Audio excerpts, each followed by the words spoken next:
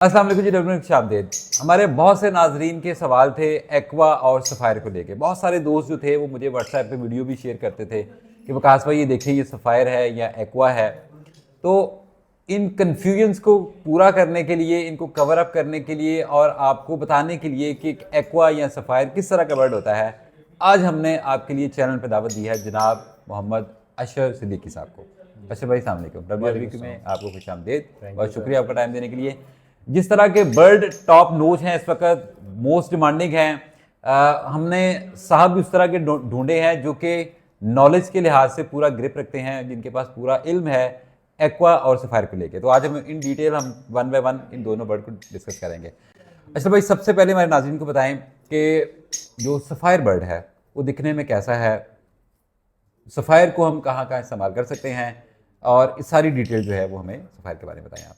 चलें, ठीक हो गया। मैं कोशिश करता हूँ इंशाल्लाह इस तरह से कवर अप करूँगा कि किसी की कोई क्यूरी रहना चाहिए। एग्जैक्टली। अनफॉर्चुनेटली पाकिस्तान में जो वर्किंग के जिस स्टेज पे हम हैं, हम सारे बर्ड उनको डिस्प्ले तो नहीं कर सकते, जैसे कि for example specifically sapphire B2 upline.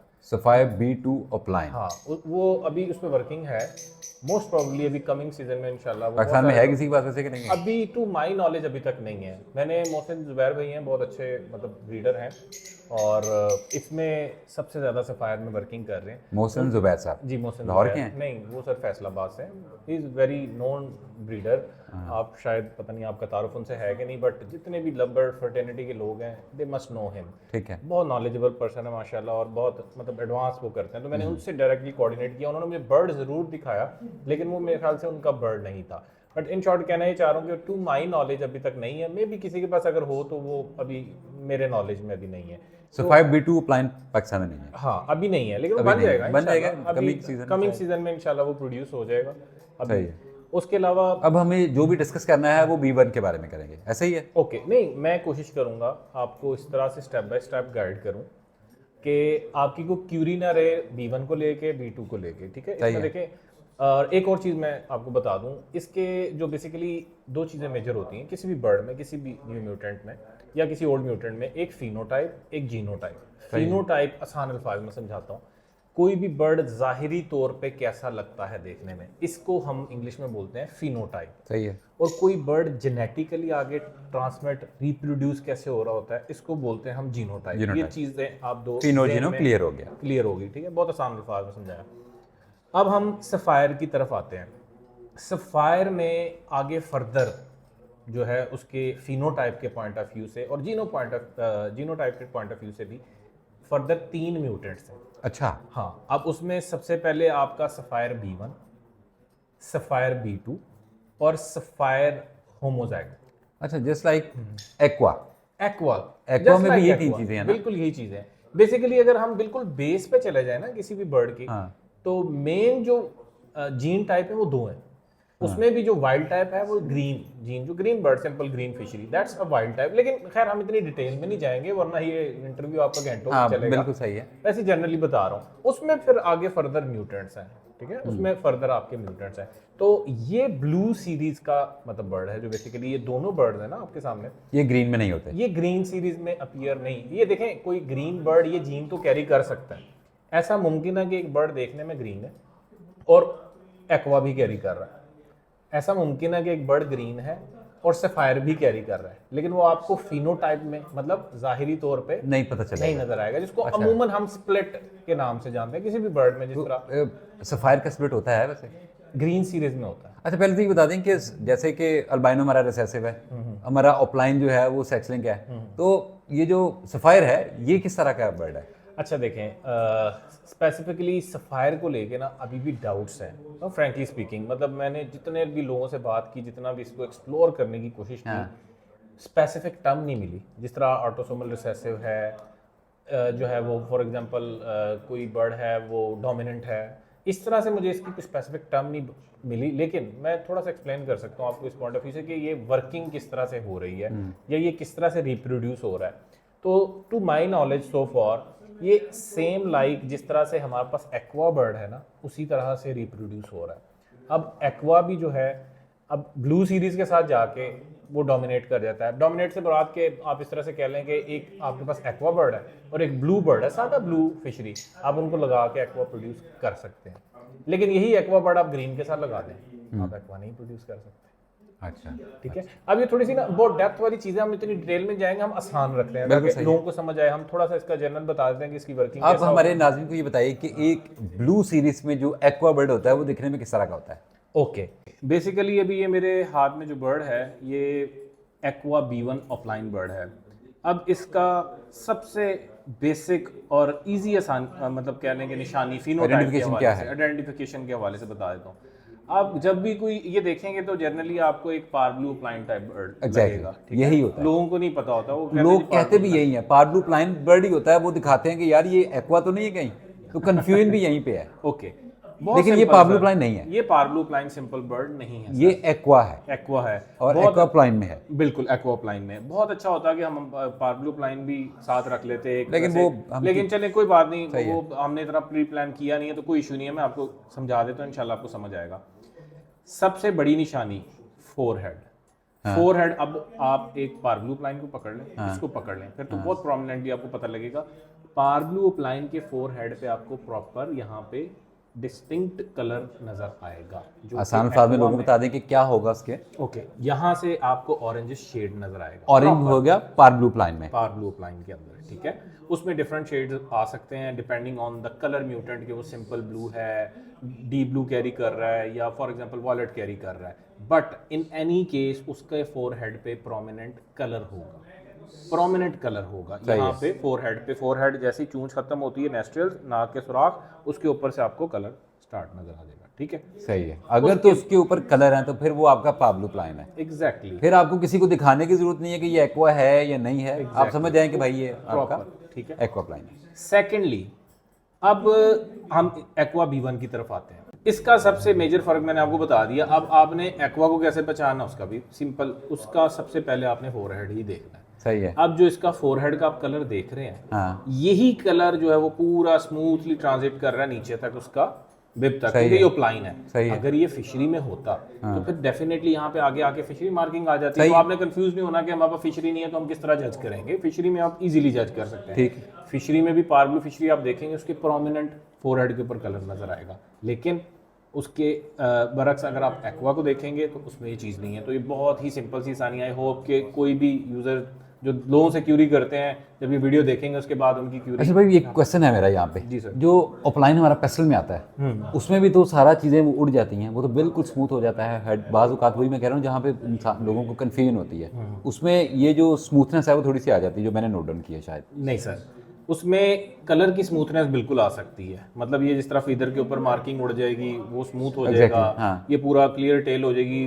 उसकी रंप के अंदर जिस तरह से, सॉरी रंप कह रहा हूँ, जिस तरह से ये टेल के अंदर बाहर आती है वो भी अक्सर आइडेंटिफाई नहीं होती है, पूरी टेल ही वाइट हो जाती है।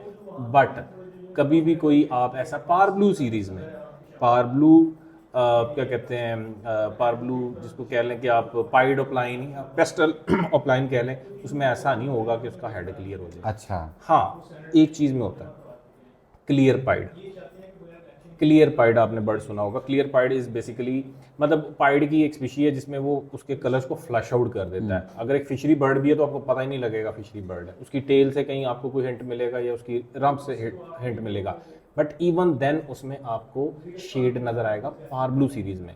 ये चीज़ ब्लू सीरीज में जाके मतलब जो बिल्कुल फ्लैश आउट हो जाती है कि अक्सर लोग पहले, मतलब जब हम वर्किंग करते हैं, जब अपलाइन नया नया था तो पाइड फिशरी बर्ड को भी ब्लू अपलाइन करके बेच दिया करते थे। अच्छा। वो पता भी नहीं होता था लोगों को, क्योंकि तब अपलाइन की सबसे बड़ी निशानी यही थी कि इसका हेड क्लियर होता है। फ्रैंकली स्पीकिंग बहुत इनिशियल स्टेजेस की बात बता रहा हूं, लेकिन बाय द टाइम अब ये बर्ड सॉरी डिस्टर्ब हो रहा है। अच्छा, इसमें मुझे एक टेल का बता दें हमें, इसमें टेल बार में भी कुछ होता है ऐसा? नहीं, आगे फर्दर कोई जिस तरह से सिर्फ हेड ही है इसका। आपने यहीं से इसको पहचान लेना है। और एक और चीज, नॉर्मल एक पारब्लू जो बर्ड होता है उसकी कलर पिगमेंटेशन इससे स्लाइटली डिफरेंट होती है, लेकिन ये चीज भी हर 100% एक्वा बर्ड्स पे अप्लाई नहीं होती। मतलब मैं कहना ये चाह रहा हूँ कि एक सिंपल पारब्लू बर्ड का नेक कलर या हेड कलर ये हो सकता है, ऐसा नहीं है कि नहीं हो सकता, लेकिन ज्यादातर में नहीं होगा।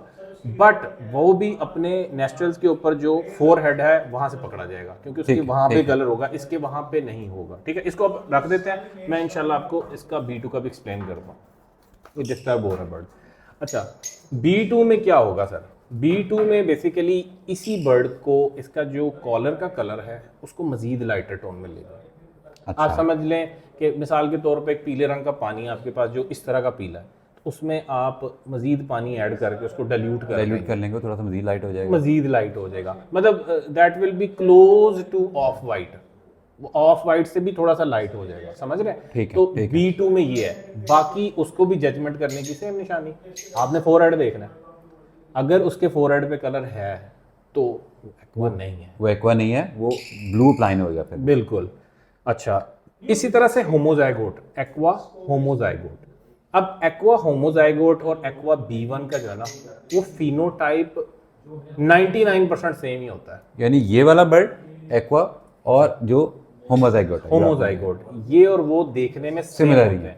अब इसमें कुछ लोग क्लेम करते हैं कि वो देख के पहचान लेते हैं, ऑल दैट फ्रैंकली स्पीकिंग मैं बड़ा फेयरली बताऊंगा, मैंने ब्रीड करवाए हैं अल्हम्दुलिल्लाह, देखे भी हैं बहुत बर्ड, लेकिन मैं आज तक ऐसी कोई उसमें जिसको कहते हैं ना कि मेजर डिफरेंस नहीं फाइंड आउट कर सकता। बर्ड बैठा है, आप एक ही नज़र में देख के कहते नहीं यार ये हाँ ये कुछ और ये है। नहीं हो सकता, तो इसलिए मैं इस पर कमेंट ही नहीं करूंगा, क्योंकि इससे फिर जिसको कहते हैं ना कि एक थोड़ी सी मिस इन्फॉर्मेशन हो जाएगी, लोग देख के कहेंगे अच्छा ये है। हालांकि मुझे स्लाइड कुछ माइनर चीजें पता लगी हैं, लेकिन मैं अभी भी उन पर 100% ट्रस्ट नहीं करता। आप कहते हैं कि इसी के तकरीबन लगभग होता है। यही होता है, समझ लें। मतलब आपको मेजॉरिटी जो बर्ड्स है ना वो इस तरह के नजर आएंगे कि एक्वा होमोजाइगोट और B1 आपने साथ रख दिए, सही है, आप ठीक नहीं है। जज कर सकते कि इनमें से एक्वा में ये 3 बर्ड ही हैं। ये बेसिकली हाँ। और इसको थोड़ा सा जेनेटिकली एक्सप्लेन कर देता हूँ आपके यूजर्स के लिए आसानी होगी। सर ये एक्वा बर्ड जो है ना बेसिकली ब्लू सीरीज, जिस तरह मैं आपको जनरली बता रहा था कि एक ग्रीन सीरीज जीन होता है, एक ब्लू सीरीज जीन होता है, ये 2 बेस है, मतलब बेस तो वैसे ग्रीन ही है लेकिन ब्लू उसका म्यूटेट है। अब ब्लू सीरीज में फर्दर कुछ जीन्स हैं। अब जिस तरह से ब्लू सीरीज के अंदर ही एक्वा एक जीन अलग है, अच्छा, सफायर एक जीन अलग है। अब ब्लू जिसको हम कहते हैं इटसेल्फ एक जीन है, उसको हम मतलब म्यूटेशन लैंग्वेज में कह लें कि ब्लू 1 के नाम से जानते हैं। मतलब एक जो सिंपल ब्लू फिशरी बर्ड है, अगर आप उसको ब्लू 1 कहेंगे तो गलत नहीं होगा। और इसी तरह से जो पारब्लू है ना, पारब्लू कोई जीन नहीं है। अब ब्लू के अंदर ही एक टाइप है ब्लू 2 जिसको हम कहते हैं, वो भी एक अलग जीन है। अब जब B1 और B2 आपस में मिलते हैं ना, उसको हम पारब्लू कहते हैं। B1 B2 सही है। जेनेटिकली B1 B2 जब मिल जाते हैं तो वो पारब्लू वाले फिनोटाइप के साथ आ जाते हैं। ये चीज अंडरस्टैंड करनी है, मैं इसलिए बता रहा हूँ, थोड़ी सी बेस बना के आपको समझ आए। एक्वा B1 बर्ड क्या होता है? जब एक ब्लू जीन, सादा ब्लू जिसको हम B1 भी कह सकते हैं, उसके साथ एक एक्वा का जीन मिल जाता है, समझ आए, तो वो एक्वा B1 बन जाता है। तो इसका क्या मतलब हुआ कि एक सिंपल एक्वा बर्ड आपके पास, चाहे वो कोई भी है, B1 है B2 है, सही है। उसको अगर किसी भी ब्लू बर्ड से लगाएंगे आपके पास एक्वा आ जाएगा। अच्छा, ठीक है, ठीक है, ठीक है। अब एक्वा B2 क्या होता है? देखिए नाम से जाहिर हो रहा है एक्वा B2, मतलब वो एक जीन कैरी कर रहा है एक्वा का और एक जीन कैरी कर रहा है B2 का। सही है, बड़ी अच्छी आपने एक्सप्लेन कर दिया। सही है, ये नाम से मतलब क्लियर है, user एक का एक्वा नाम- है और दूसरी तरफ B2। ये 2 जीन का कॉम्बिनेशन है। एक्वा B2 बनाना है, कोई मसला नहीं, आपके पास दुनिया का कोई भी एक्वा है, चाहे B1 B2 होमोजाइगोट, आप सिंपल उसको किसी ब्लू बर्ड के साथ लगा दें, जिसको हम आम जुबान में, या आप किसी भी पारब्लू के साथ लगा दें। क्यों पारब्लू? एक कन्फ्यूजन थोड़ी सी माइंड में हो सकती है, पारब्लू के साथ क्यों?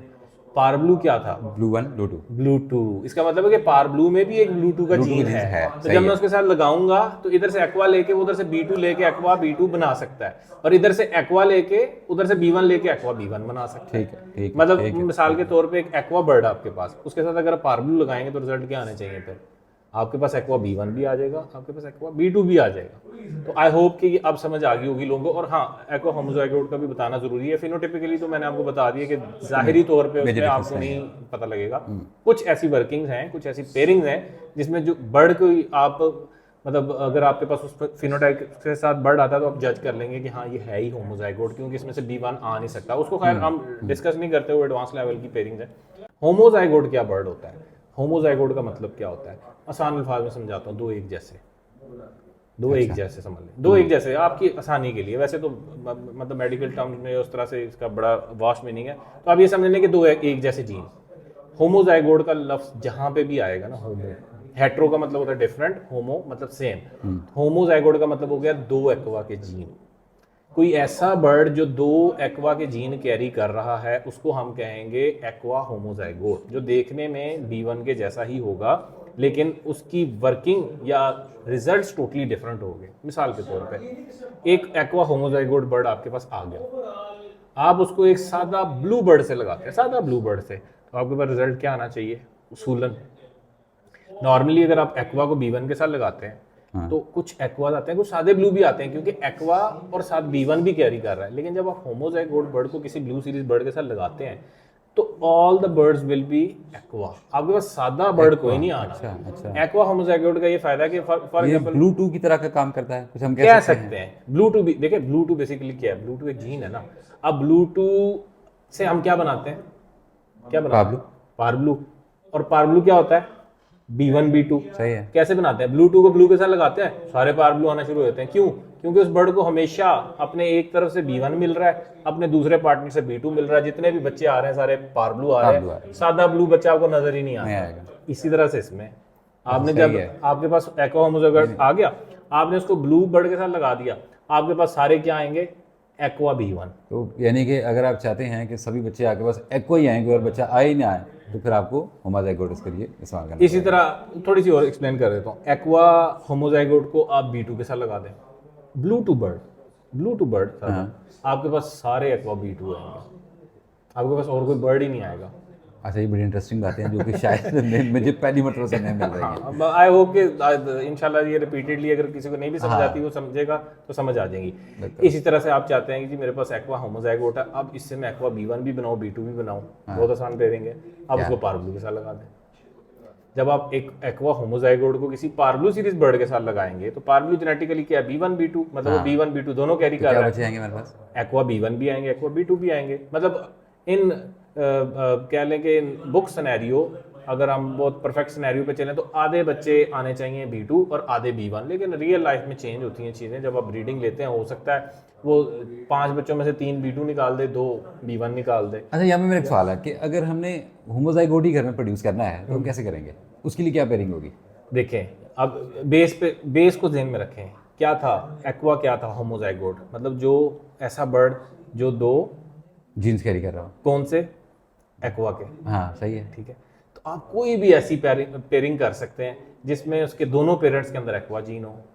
मतलब कोई भी 2 एक्वा बर्ड आप आपस में लगा के होमोजाइगोट प्रोड्यूस कर सकते हैं। लाइक हमारे नाज़रीन को कोई एक पेयरिंग बता दें। कोई सी भी हो सकती है, aqua B1 into aqua B1, aqua B1 into aqua B2, आपके पास होमोजाइगोट प्रोड्यूस हो सकता है। लेकिन आप वो दिक्कत वही है कि दिखने में वो ऐसा होता नहीं है। वो सर देखिए, उसमें टेस्ट ब्रीड करवानी पड़ती है। हाँ, मतलब जो क्योंकि फिनोटाइप से जो है इतना इजीली आइडेंटिफाइबल नहीं है। सही है। ठीक है, लेकिन कुछ पेयरिंग्स ऐसी हैं कि उसमें आपके पास उसी तरह का मतलब बर्ड ही ऐसा प्रोड्यूस होगा, आपको पता होगा ये होमोजाइगोट है। मिसाल के तौर पे मैं बड़ी इजी सी चीज़ बता रहा हूँ कि फॉर एग्जांपल आपके पास एक तुक्के से कहीं से एक्वा होमोजाइगोट आ गया, क्योंकि लोगों को पता नहीं है, दे दिया किसी ने। मेरे पास भी आया था बाय द वे, मेरे पास जो है B1 करके आया था, होमोजाइगोट निकला है। अब मुझे पता है कि वो होमोजाइगोट है, मैं उसके साथ पेयरिंग ही ऐसी लगाऊं कि जो भी बच्चा उससे आए मुझे पता लग जाए कि यार ये होमोजाइगोट है। कैसे? फॉर एग्जांपल होमोजाइगोट में दूसरी साइड पे एक एक्वा है,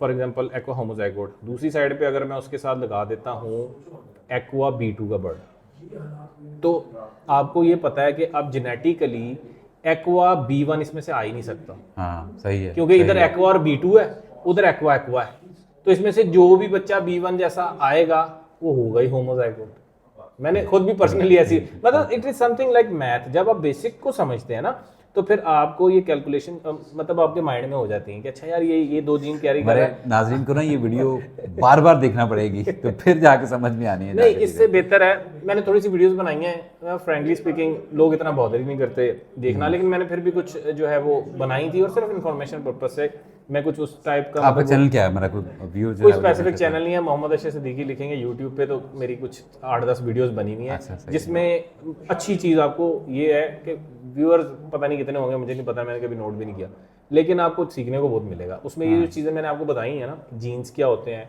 फिनोटाइप क्या होते हैं, जीनोटाइप क्या होते हैं, किस तरह से 2 जीन्स मिलके नया फिनोटाइप बनाते हैं, ये सारी चीज़ें उसमें लिखी हुई हैं।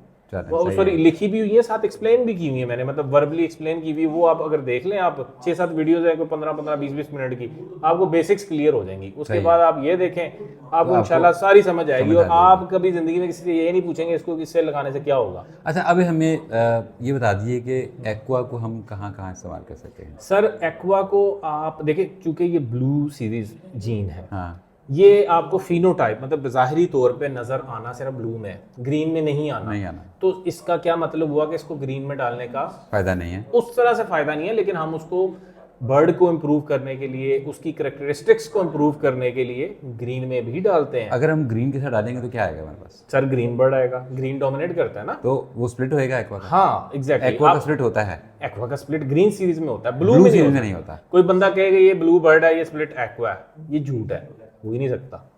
ब्लू बर्ड स्प्लिट एक्वा नहीं हो सकता। आज से भी पता चला कि एक्वा का स्प्लिट होता है, लेकिन वो ग्रीन सीरीज में हाँ, कोई बंदा आपको पार्ब्लू टाइप बर्ड दिखा के कि ये एक्वा का भी स्प्लिट है, उसकी वर्किंग से निकला है, ये झूठ है, ये हो ही नहीं सकता। एक्वा का स्प्लिट तो नहीं हो सकता। अगर एक ग्रीन बर्ड मेरे पास है, वो एक्वा का स्प्लिट है, तो उसको मैं किसके साथ लगाऊं तो मेरे पास एक्वा आएगा? किसी भी ब्लू सीरीज बर्ड के साथ। अगर एक मैं मिसाल देता हूँ, आपके पास ग्रीन स्प्लिट ब्लू बर्ड है, आपने उसे ब्लू बर्ड लेना, कैसे लेंगे? ग्रीन से ब्लू, तो उसको ब्लू के साथ लगा दूंगा। तो इसी तरह ये है, मैंने आपको बताया, ज़हन में रखें कि ये ब्लू है, ये ब्लू का एक म्यूटेंट है, इसने ब्लू के साथ जाके उसी तरह से बिहेव करना है इसने, इसने अपना काम ब्लू की तरह जो है कर देना है। इस तरह से इसकी पेयरिंग जो है वो इनो के साथ है, इसी तरह इसकी पेयरिंग सर फेलो के साथ किसी भी जितने भी म्यूटेंट्स हैं, मैं अभी नाम लेना शुरू करूं तो हमको 20 गिन लेंगे उंगली के ऊपर जी। मतलब फॉर एग्जांपल क्या कहते हैं, पैलिड है, फॉर एग्जांपल डेल्यूट है, फॉर एग्जांपल ऑफलाइन है, पेल फेलो है, डन फेलो है, जितने भी म्यूटेंट सब में डाल सकते हैं। लेकिन जेन में बस ये देखें, मैं कोई एक स्पेसिफिक पेयरिंग नहीं बता रहा आपको, क्यों? ताकि आप लिमिट ना हो, आप बनाएं भाई अपनी मर्जी से, सब में वर्किंग करें। जो ट्रेंड है वो आपको पता लग जाएगा कि फॉर एग्जांपल डन फेलो में ज़्यादा डिमांड है तो आप डन फेलो में डाल लेंगे। अदरवाइज हम इस तरह नहीं चलते, मैं एक मिसाल दे रहा हूँ, हम इस तरह नहीं चलते, हम जो है उसको सब में ही डाल रहे होते हैं। मतलब मैं अगर एक्वा है फॉर एग्जांपल, तो मैंने उसको सफायर में भी डाला, सफायर कह रहा हूँ सॉरी, जो है हमारे पास पैलेड, उसके अंदर भी डाला। अच्छा, अगर एक्वा है, हाँ बिल्कुल, पैलेड में उसकी अपनी एक अलग खूबसूरती है, फिनोटाइप हर म्यूटेंट के साथ चेंज होता जाएगा। आपने डिफरेंट कम्बो ट्राई किए हैं, आपको वैसे ये बर्ड कहाँ पे जाके ज़्यादा खूबसूरत लगा, आपके दिल को अच्छा लगा कि यार ये वाला इसका इनोज में ना ये बहुत, देखें हमेशा एक्वा इनो प्लान की बात कर रहे हैं? हाँ, हमेशा कोई भी बर्ड है ना सर, वो आपको कब अपील करता है, कोई भी चीज़ है दुनिया की, जब वो सबसे डिफरेंट हो जाती है, तो ये इनो में जाके सबसे ही डिफरेंट हो जाता है। अच्छा, अब अगर ये दिखने में आपको बहुत अच्छा लग रहा है तो इसका मतलब है कि फ्यूचर में माइट बी हम वो माइट बी रॉन्ग, लेकिन फ्यूचर में हो सकता है वो मार्केट ज़्यादा कैप्चर करे फिर, अगर डिफरेंट बर्ड है वो कोई। तो सर कोई भी बर्ड ना, जो मैं अपना नॉलेज, मैं पर्सनल अपने जिसको कहते हैं कि ओपिनियन शेयर कर रहा हूँ, इसको कोई हरफ आखिर ना समझिए और इसको हमेशा मतलब स्ट्रिक्टली फॉलो ना करें या मुझे कोई इस पर तनकीद ना करे, मैं सिर्फ अपना एक्सपीरियंस शेयर कर रहा हूँ और अपना एक प्रस्पेक्शन मतलब शेयर कर रहा हूँ। हाँ, उसमें इस तरह से सर कोई भी बर्ड है ना, उसका वो कितना लंबा चलेगा वो डिपेंड करता है उसका जीनोटाइप क्या और फिनोटाइप क्या, दोनों चीज़ें देखनी पड़ती हैं। अब जीनोटाइप आपको बताया था क्या होता है कि बर्ड आगे इनहेरिट कैसे, मतलब अगला बर्ड कैसे बनता है, फिनोटाइप क्या है कि देखने में कैसा लगता है, तो ये दोनों चीज़ों का कम्बिनेशन उसको इस चीज़ पे लेके जाता है कि वो कितनी दूर जाएगा। अब सबसे मुश्किल बर्ड जो प्रोड्यूस करना होता है ना, फॉर एग्जांपल वो रिसेसिव होता है, क्योंकि वो डायरेक्ट प्रोड्यूस हो, ये हमारी लास्ट वीडियो आई थी हंसला भाई के साथ, ये चीज़ स्पेसिफिक उन्होंने डिस्कस की हाँ, तो बस मैं थोड़ा सा इसको कवर कर लेते हैं। रिसेसिव बर्ड मुश्किल से बनता है, मतलब अगर इसको मैं किसी ऐसे बर्ड में डालूं जिसका जीनोटाइप रिसेसिव है एक्वा का, तो वो एकदम से नहीं बन जाएंगे। पहले वो एक्वा तो बन जाएंगे लेकिन उसके स्प्लिट्स बन जाएंगे। For example pail fellow aqua offline आपने बनाना है, इसके साथ खाली पेल फेलो लगाने से पेल फेलो एक्वा ऑफलाइन तो नहीं आएगा ना, आपके पास क्या आएगा, आपके पास एक्वा स्प्लिट पेल फेलोज आ जाएंगे, फिर उससे अगले साल जाके बनेंगे। तो अब देखें, आपको पता लग गया कि यार जीनोटिपिकली इसको प्रोड्यूस करना इतना आसान नहीं है, एकदम से नहीं आ जाएगा, तो ये पॉजिटिव एज हो गया कि ये लंबा चल सकता है। दूसरी चीज फिजिकली फिनोटाइप अपीयरेंस उसकी कितनी डिफरेंट है एग्जिस्टिंग बर्ड्स से कंपैरिजन के साथ। एग्जिस्टिंग बर्ड, ये बड़ा इंपॉर्टेंट पॉइंट है, कोई भी ऐसा न्यू म्यूटेंट जो एग्जिस्टिंग म्यूटेंट के बहुत करीब होता है ना देखने में, उसके चलने के चांसेस कम होते हैं। क्या बात है, बहुत अच्छी बात की। ये बड़ी छोटी सी चीज़ है, हम तो इसी को हमेशा फॉलो करते हैं। लेकिन ये बात करना, और अब मेरा भी शायद माइंड पहले इस तरफ नहीं था, लेकिन आपने एक नई दिशा में दिखाई है जितना भी प्रोमिनेंटली डिफरेंट बर्ड होगा ना, डिस्पाइट ऑफ दैट कि वो किस कलर का है, कैसा है, वो चल जाएगा अनलेस कि वो किसी एग्जिस्टिंग के साथ मैच नहीं कर रहा। मैं एक एग्जांपल वैसे ही देता हूँ, ये भी मेरा पर्सनल ओपिनियन है कि yellow face prominently different bird है, वो किसी म्यूटेंट के साथ नहीं मिल रहा। मैं एक एग्जांपल दे रहा हूँ सिर्फ आपको, तो सर वो इंशाल्लाह चलेगा, चल रहा है, आगे भी चलेगा, लंबा चलेगा। अब अगर इसकी बात करें तो ये भी मतलब इतना प्रोमिनेंटली डिफरेंट नहीं है, बट इट्स डिफरेंट। तो मेरा ज़ाती ख्याल है कि ये येलो फेस जितना नहीं चल सकता कभी भी, फ्रैंकली स्पीकिंग। एग्जैक्टली एक तो इसको रिप्रोड्यूस करना आसान है। हमारे सामने एक येलो फेस पड़ा हो और एक तरफ एक्वा पड़ा हो, तो मुझे भी या किसी को बर्ड का नॉलेज ना भी हो, थोड़ा बहुत हो, तो वो पहचान सकता है कि भाई ये येलो फेस है। एक्वा के बारे में कंफ्यूजन रहती है। एक्वा के साथ पारब्लू रख देंगे, नए बंदे को पता ही नहीं लगेगा। अभी देखें हमने वो वीडियो कवर की है, उसमें छोटी छोटी बेसिक चीजें बताई हैं। तो सर ये दो बेसिक फार्मूले हम लेके चलते हैं। मैं फिर यही कहूंगा कि इस पे जो है वो ये मत समझेंगे कोई सही है, मतलब उस तरह से कोई फाइनल जजमेंट दे दी है, इसको ही फॉलो करना है, जो मैंने कह दिया वो आखिर है। लेकिन मैं पर्सनली इस तरह चलता हूँ और ये ज़हन में रख के चलता हूँ, और अल्हम्दुलिल्लाह अभी तक तो ऐसा ही हो रहा है। आगे जाके सिनेरियो देखें, वो पहले हंसला भाई के साथ आप कर रहे थे इंटरव्यू, में सुना, तो उसमें वो बता रहे थे कि ये कौम ऐसी है कि किसी भी चीज़ को यूं दिन यूं तो रात यूं। तो वहाँ पे मैं यही कहूँगा कि देयर इज़ द पॉसिबिलिटी कि भाई दिन को यूं कर दे, रात को यूं कर दे, वो अलग बात है। लेकिन जो फार्मूला है इसको मतलब जज करने का कि कितना लंबा चल सकता है, वो यही है। अशर भाई की इंटरेस्टिंग वीडियो देखी। मेरे ख्याल से एक्वा के बारे में जो भी आपके सवाल थे वो काफ़ी हद तक आपकी उसकी अंडरस्टैंडिंग हो चुकी होगी। अगली वीडियो तक के लिए इजाज़त दीजिए, अल्लाह ने के बाद।